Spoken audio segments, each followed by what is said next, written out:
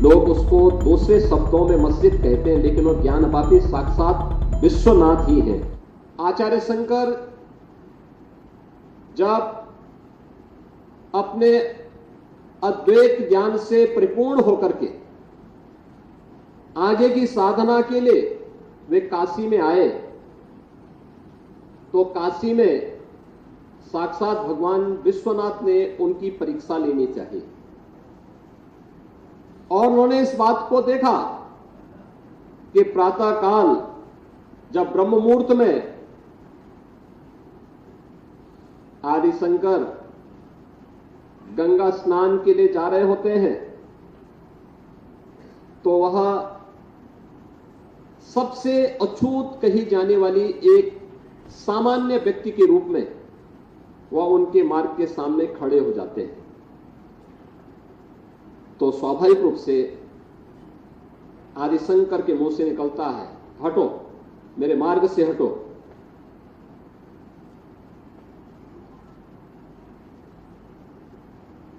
तो सामने से जो चंडाल होता है वह एक प्रश्न पूछता है कि आप तो अपने आप को अद्वैत ज्ञान के मर्मज्ञ मानते हैं, आप किसको हटाना चाहते हैं? आपका ज्ञान क्या इस भौतिक काया को देख रही है, इस भौतिक काया के अंदर बसे हुए ब्रह्म को देख रही है? अगर ब्रह्म सत्य है तो जो ब्रह्म आपके अंदर है वही मेरे अंदर भी है, और इस ब्रह्म सत्य को जान करके अगर आप इस ब्रह्म को ठुकरा रहे हैं तो इसका मतलब आपका ये ज्ञान सत्य नहीं है। तो उन्होंने, वे भौचक थे, एक चंडाल के मुंह से इस प्रकार की बात। उन्होंने कहा कि आप कौन हैं, मैं जानना चाहता हूं। उन्होंने कहा कि जिस ज्ञान व्यापी की साधना के लिए, दुर्भाग्य से वो ज्ञान व्यापी आज लोग उसको दूसरे शब्दों में मस्जिद कहते हैं, लेकिन वो ज्ञान व्यापी साक्षात विश्वनाथ ही है।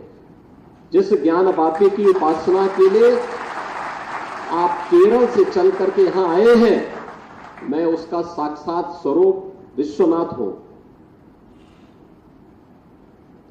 तो वह उनके सामने नतमस्तक होते हैं और उन्हें इस बात का पश्चाताप होता है कि नहीं, ये जो भौतिक अस्पृश्यता है यह न केवल साधना के मार्ग का सबसे बड़ी बाधा है, बल्कि राष्ट्रीय एकता और अखंडता की भी सबसे बड़ी बाधा है।